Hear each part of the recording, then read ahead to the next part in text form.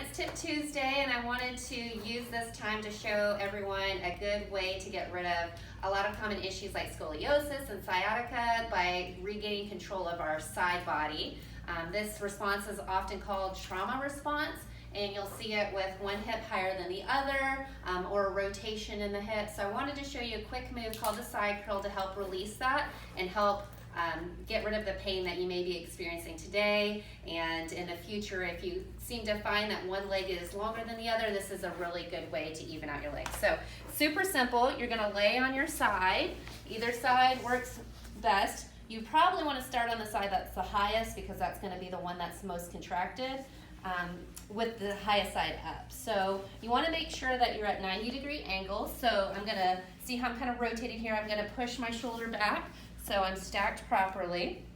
I'm going to bring my knees up towards my hips so my hips and my knees are in alignment, and then I'm actually going to bring my feet forward like I'm seated in a straight back chair. You want to do that to optimize the engagement of the oblique, because this is all about the internal and external oblique and releasing that to help drop the hip. So you're going to bring the hand over the head, and the oblique does two movements. It lifts up the body or drops the rib cage down towards the hip, and then it also internally rotates the hip and engages the bottom area. So in order to do this move properly, what you want to do is imagine taking this area of your armpit and bringing it over the hip.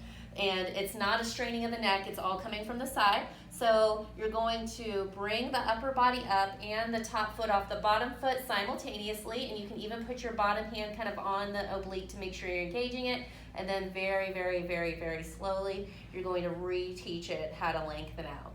Because we all know from the videos that I've done previously, a muscle that is tight has to actually contract more than the tension that it's holding habitually, and then re-taught how to lengthen out. So you can do this about 10 to 15 times. I'd say, do 15 on the one that seems to be the chronically tighter side, and then 10 on the other because you most likely still have tension on the other side. And you're just going to do this a couple times. What's really fun is you're going to lay on your back afterwards. I highly suggest it, laying on your back and noticing that the side that you just worked will be longer than the other side, and then flip to the opposite side, and then you'll be evened out. So hopefully this helps some of my sciatica clients and my scoliosis clients. If you like this tip, please feel free to share and show all your friends how they can also find some pain relief, and also follow us on our YouTube channel. You just YouTube Fusion Whole Body Recovery, and you'll see a lot of our Tip Tuesdays as well as some other great tips that you can take into your daily lives. Okay, y'all have a great week, and I'll see you next week.